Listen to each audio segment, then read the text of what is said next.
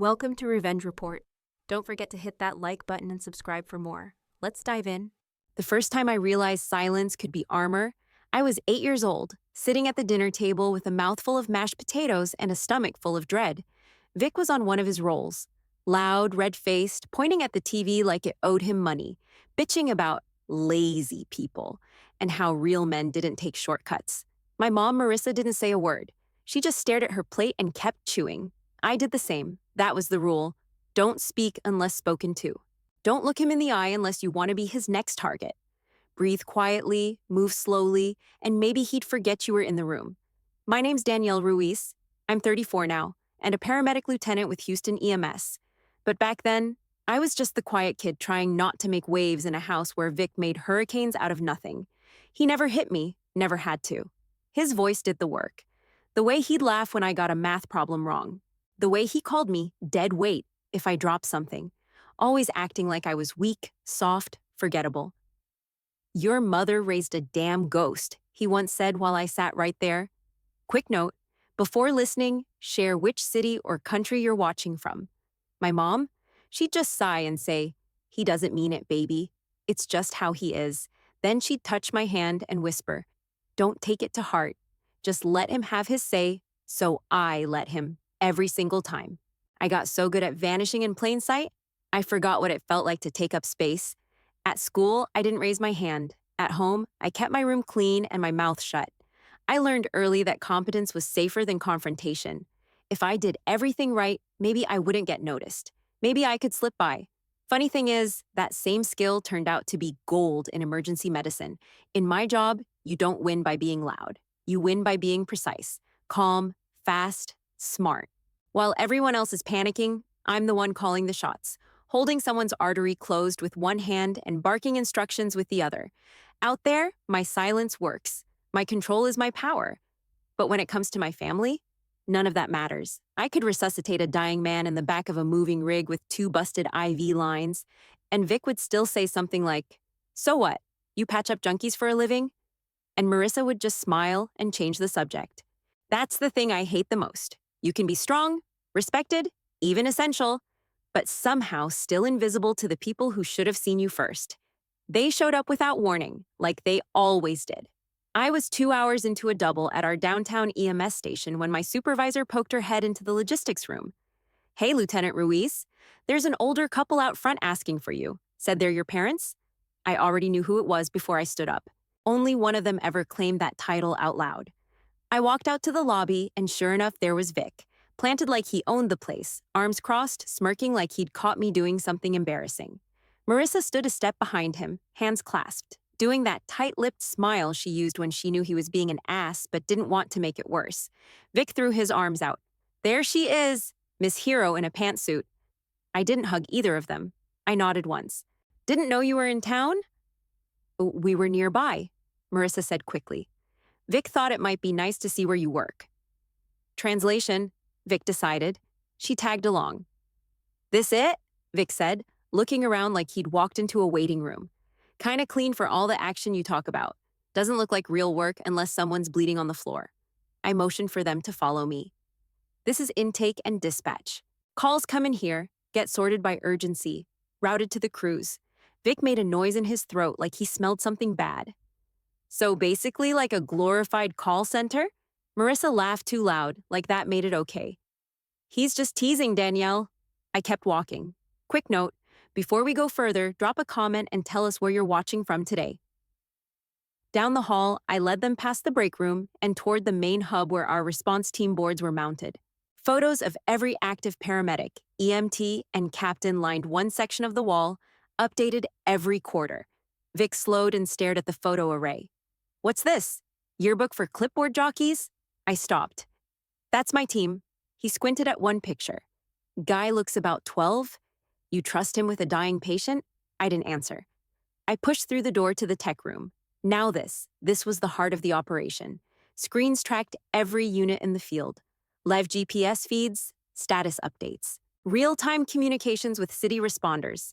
You name it, it moved through here. I waved toward the largest monitor. We managed tactical data, incoming calls, unit assignments. From here, I can redirect 6 ambulances to 3 locations across the city inside 60 seconds. Vic snorted. So you're basically a secretary with a walkie-talkie. I turned slowly, locked eyes with him. No, I said. I'm the one who decides whether someone bleeds out in traffic or makes it to the OR alive. He gave me that smirk again, the one he used when I tried to explain anything important as a kid. Like no matter how much I said, I was still just a girl playing dress-up. Marissa glanced around nervously. It's very impressive, Danielle. Really? She put her hand on Vic's arm, like she was trying to steer him away from the tech. She's in charge here, Vic, he laughed. Yeah? Could have fooled me. Feels like I've seen more action in a bar fight. I didn't rise to it. That's what he wanted. I knew the game. Instead, I pointed to the back corridor. Tour's over. What, that's it? He asked. This isn't a damn museum, I said. People are working. He opened his mouth to shoot something back, but Marissa tugged on his elbow. Come on, let's go freshen up before dinner. They walked ahead of me, and I trailed behind, jaw clenched so hard my molars ached. I caught sight of one of my EMTs, Aaron, leaning against the hallway wall. He gave me a look, half sympathy, half warning. I nodded once. They weren't just visiting, they were staying. By the time we got back to my apartment, I already regretted letting them stay the night. I told myself it was just a peace offering. One night, no drama. Let them crash in the guest room, show them I was bigger than the past. But 5 minutes into being inside my space, Vic had his shoes off, beer in hand, and that same smug look like he was doing me a favor just by sitting on my couch. Marissa unpacked snacks from a grocery bag, like she was settling in for a week. I thought we could all just relax tonight, she said, fake bright. No pressure. Relax, Vic scoffed. What's to relax from? It's not like she's doing real labor. Whole station looked like a damn iPad factory. I kept my voice even. I'm not having this conversation again. He cracked open another beer. Oh, right, forgot. Can't question the great Lieutenant Ruiz.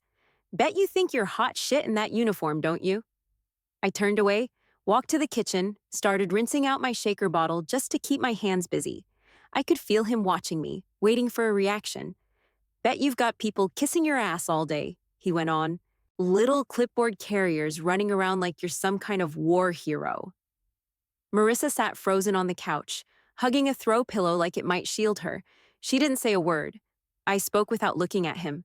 You're drunk. No, he snapped.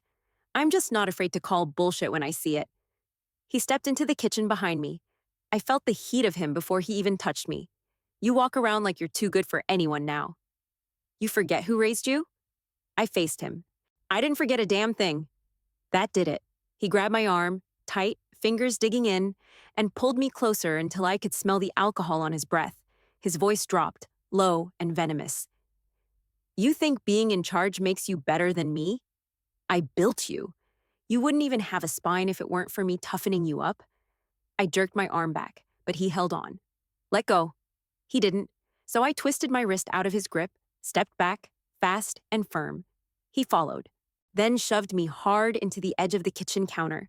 The corner hit just under my ribs, sharp, deep. I didn't cry out. I didn't flinch. I raised my left hand and tapped my smartwatch 3 times, slow and deliberate. 1, 2, 3. The emergency beacon blinked red, silent. Every EMS unit in the city knew what that meant. Domestic danger, responder compromised. Vic didn't notice. He was still ranting, still lost in whatever twisted script he'd built in his head where I owed him everything and couldn't take a joke. Marissa finally stood, but she didn't move toward me. Vic, honey, stop. Please. Her voice was barely above a whisper. Useless. I stood straight, planted my feet. My ribs ached, but I stared him down. No words, no begging. Just stared. He pointed a finger in my face. You got no respect. None. Think that badge makes you untouchable? It didn't matter what I said now. He wasn't looking for a fight. He was looking for submission. The kind I used to give him as a kid without even realizing it. The silence, the shrinking. But I wasn't 8 years old anymore. So I stood still and waited because the call was already out. Help was coming. Vic didn't even notice the alert had gone out. He was too busy working himself into another rage spiral, pacing back and forth across the kitchen tiles like a caged animal. His beer sloshed in his hand. Marissa stood frozen by the couch, lips moving, but no sound coming out. "You know what you are," he shouted, pointing at me again like I was a kid who just spilled juice on the carpet. Ungrateful, weak, always were. He grabbed a plate from the drying rack and hurled it across the room. It shattered against the far wall, pieces spraying across the floor like shrapnel. Marissa gasped, still didn't move. I didn't flinch, I just watched him. Calm, controlled.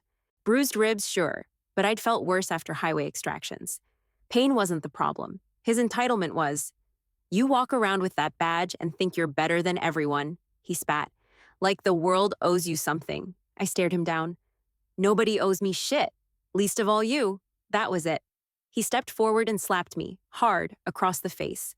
My jaw cracked to the side, heat blooming over my cheekbone. My head snapped back slightly, but I didn't stumble. I didn't even blink. Marissa screamed then, "Vic! Stop it!" But she didn't step between us. She didn't reach for him. She just stood there, hands shaking, like if she waited long enough, it might all go quiet again. I stood my ground. His hand was still raised. I didn't give him the satisfaction of reacting. I looked him dead in the eyes. He saw something different in me then, maybe the thing I'd been hiding my whole damn life. The front door slammed open behind him. 3 people entered fast, 2 uniformed officers and Kyle from EMS security. All calm, all business. No shouting, no drama. Just presence. Vic spun around, stunned. "What the hell is this?" Kyle nodded at me. "Lieutenant, you okay?" I touched the side of my face and gave him a single nod. Vic looked between them, confused, stumbling back a step. "Wait, what? You called the cops on me? What the hell's wrong with you?"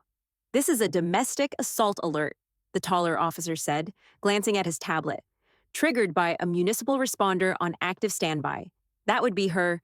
"You've got to be kidding me," Vic said, half laughing. "This is family business." "Not some crime scene." The second officer stepped forward. "Mr. Hayes, you're being taken into custody under Houston's public safety clause. Assaulting a registered emergency responder, especially one in uniformed authority, is a felony charge." Vic's face turned red. He looked at Marissa like she might jump in and save him. She didn't say a word. He tried again. "She's exaggerating." "She's always been sensitive. We were just talking." Kyle raised an eyebrow. "Was that before or after you put your hands on her?" Vic looked back at me like I'd just betrayed him on national television. "You serious right now? You really want to do this to your own family?" I didn't answer. I didn't owe him words. The officers moved in and secured his hands behind his back. Vic didn't fight, but he didn't shut up either. "This is overkill," he barked.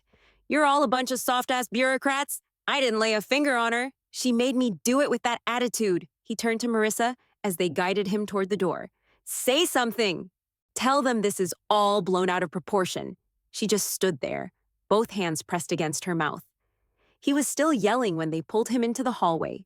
His voice echoed through the stairwell, ranting about loyalty, about how nobody respected men anymore, and then it was quiet. Kyle walked over to me. "You good? Want a medic?" I shook my head. "No need. I'll file my own report." He nodded. "You did everything right." I wasn't sure what that meant anymore. Kyle left, and I stood there alone in my kitchen with the glass shards still on the floor, my mother still near the couch, and a ringing in my ears that had nothing to do with the slap. Marissa finally spoke.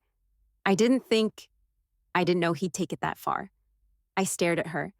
"You always say that." She didn't move, didn't deny it. I turned and grabbed the broom from the closet. I wasn't cleaning for her. I just needed something solid in my hands while I waited for the next wave.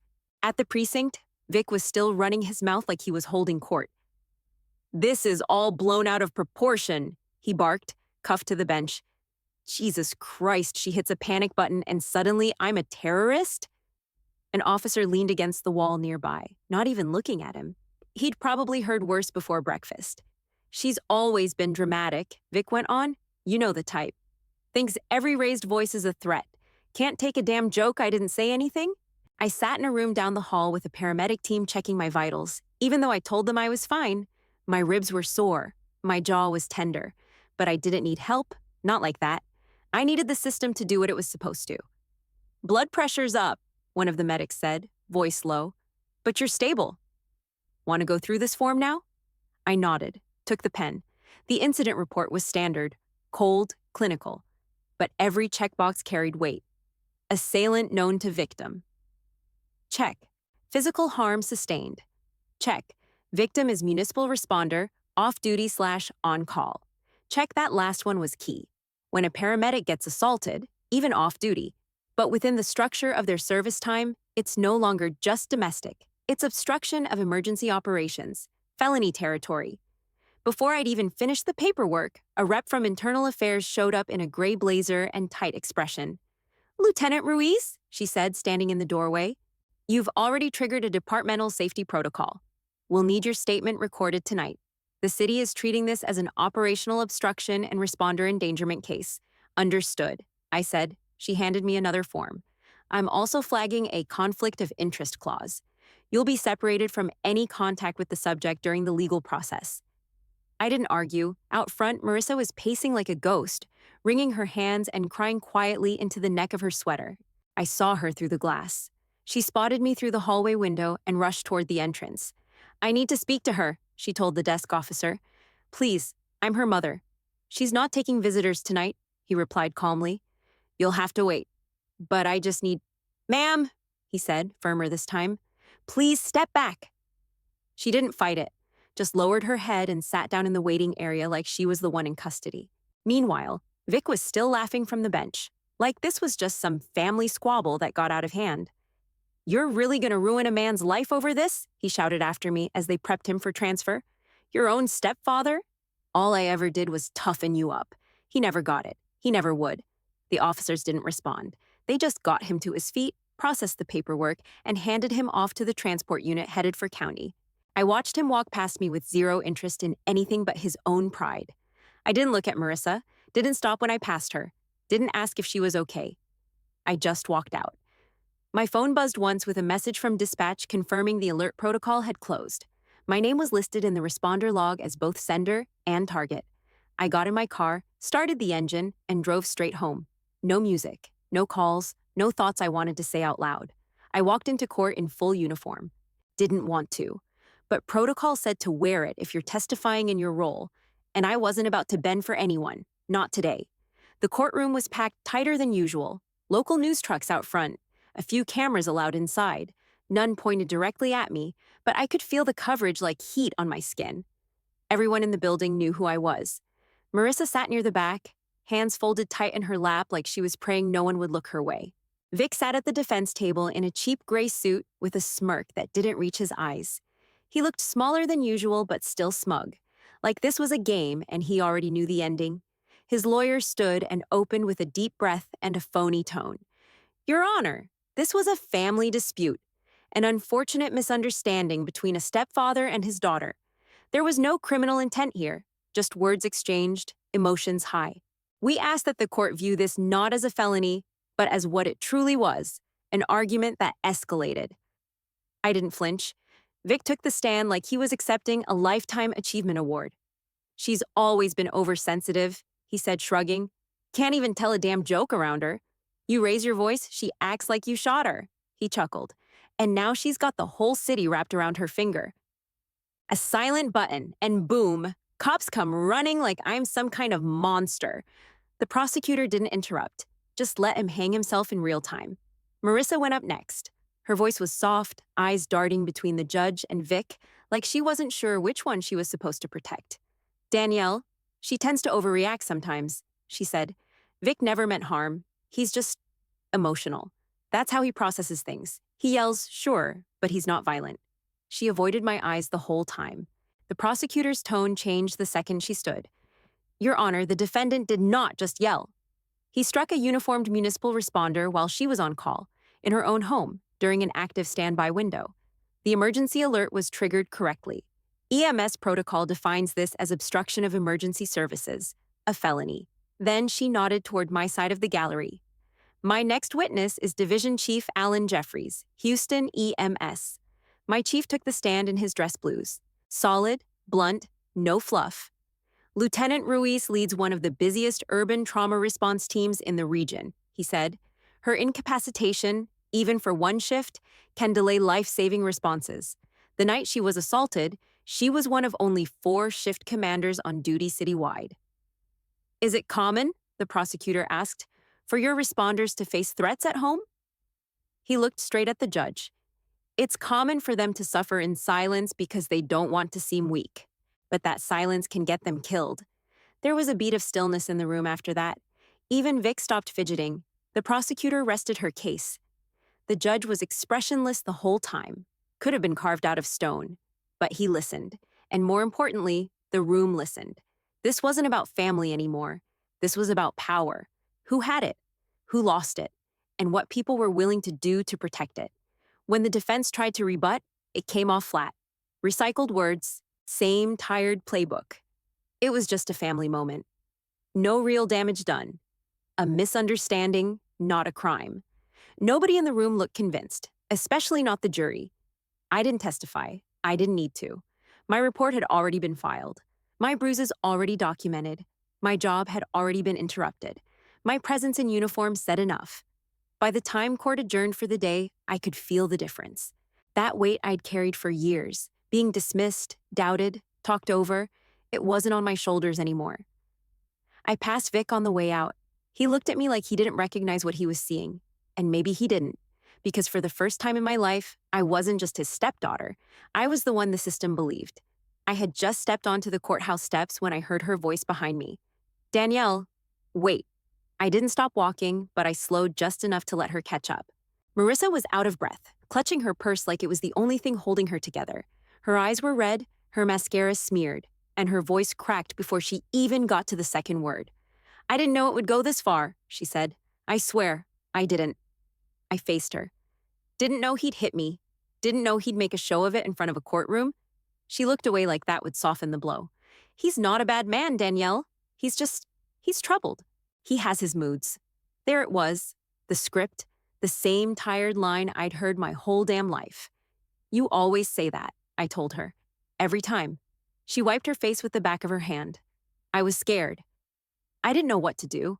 I thought if I stayed quiet, no, I cut in. You weren't scared. You were compliant.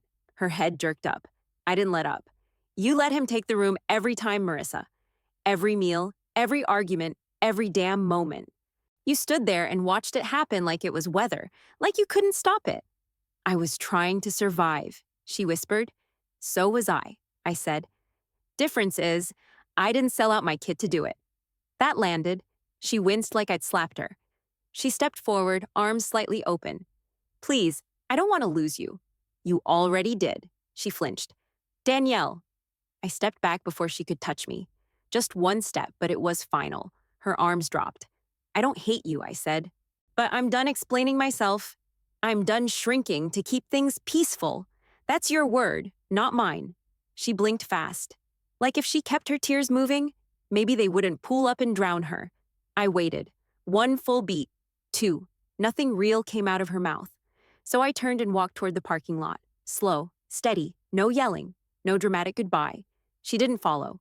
She just stood there, outside the courthouse, holding her silence like it might still be enough to fix something. Back at the station, nobody said anything directly, but they didn't need to. My locker had a granola bar on top with a sticky note that just read, Hydrate Ruiz. You're still human? There was a protein shake in the fridge with my name on it, no one claiming credit. People gave me space, but they didn't give me distance. That mattered. First shift back, I took lead on a multi-car pileup off all 45. No one questioned it. No one second-guessed me. I called the shots like I always had. My body still ached in places, jaw tight, ribs stiff, but the damage didn't control me. I was still standing, still running point. At the end of the week, Chief Jeffries stopped by my office. Didn't sit, just leaned against the doorway with that old-school stillness he always carried. You good? He asked. I nodded. Yeah.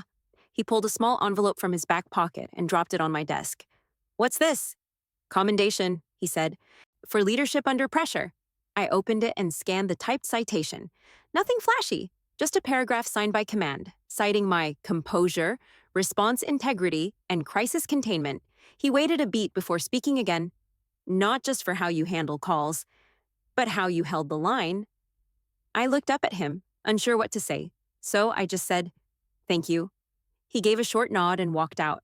No handshake, no speech. That's how it's done in our world. Quick note. While you're listening, tell us which country you're watching from. That night, when I got home, there was a padded envelope in the mail. No return address, but I recognized the handwriting immediately, my mother's. Neat, soft curves on the letters, like she was still trying not to upset anyone.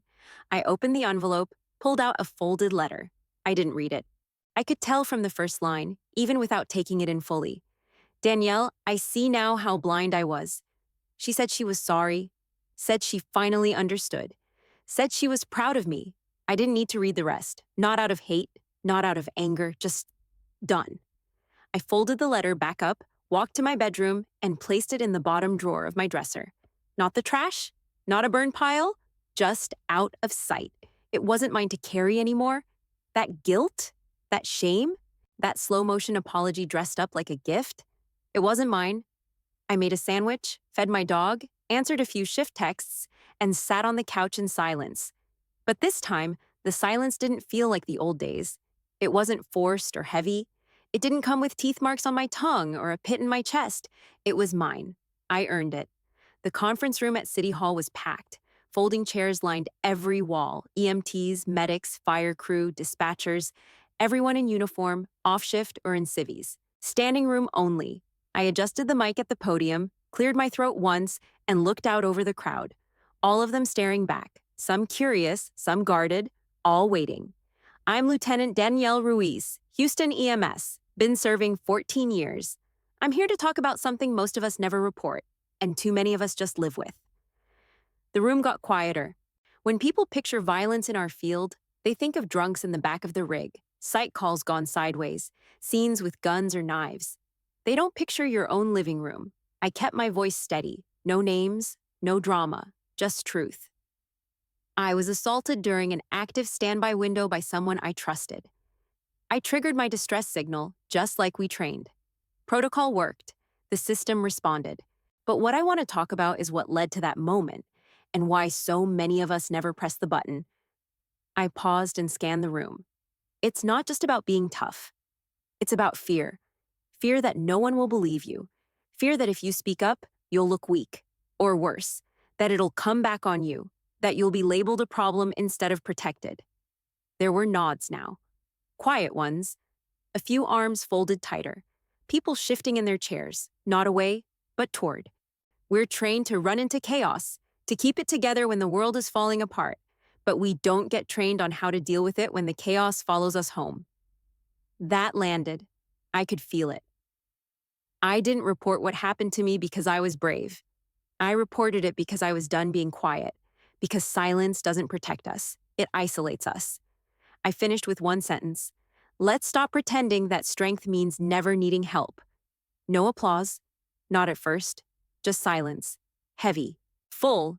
Then one person clapped. Then more. Not loud. Not wild. Just real. After the panel ended, people came up quietly. One by one. No cameras. No speeches. Just nods. Handshakes. Soft thank yous. A guy from Beaumont EMS pulled me aside near the coffee table, looked maybe early 40s, solid build, hands scarred from years in the field. Hearing you say it, he said, made me feel less crazy. Like, maybe I wasn't the problem. I didn't say anything at first, just met his eyes and nodded. Because I knew exactly what he meant. Another woman from San Antonio told me she'd hit her silent alarm once and never filed the report because it was her husband and she was scared of losing custody. Another guy said nothing, just pressed his shoulder gently against mine and walked off. I stood there, taking all of it in. Not proud, not heroic, just present. And that's when I realized being seen was never about my family. It was never about Marissa or Vic finally noticing I existed. It was about this, about the people who saw me now, who heard me, who understood. The next speaker was already at the mic. The crowd moved back to their seats. I slid into the last row and sat down, heart steady. The applause wasn't needed, but this time, it was earned. A few months later, I saw my name on the training slide, Crisis Intervention for Emergency Responders. Lieutenant Danielle Ruiz, Case Study Number 4. They didn't ask for permission. They didn't need to. It was already public record. But it hit different, seeing it up there on the department-wide curriculum. Not as a warning, not as a victim story. Just fact, straightforward, processed. It didn't feel like pride, it felt like proof. In my office, there was a new frame on the wall, my updated credentials, commendation letter, and a copy of the operational alert I triggered that night. I didn't hang it for show, I hung it because I earned every inch of it. And no one gave it to me. My inbox pinged. One new message. I almost didn't check. It was late. My shift was already over. But I clicked it anyway. From Marissa Ruiz. Subject. Just in case I understand now. If you ever want to talk, I'm here. No long paragraphs, no guilt. Just that. I stared at it for maybe 5 seconds. Then I hit delete. No anger, no shake in my hands, no second thoughts. Just done. I closed my laptop, stood up, and grabbed my jacket off the back of the chair, locked my phone, slipped it into my back pocket like it weighed nothing. The station was mostly quiet. I nodded at a couple of night shift guys heading into briefing, signed off on the clipboard, and stepped outside.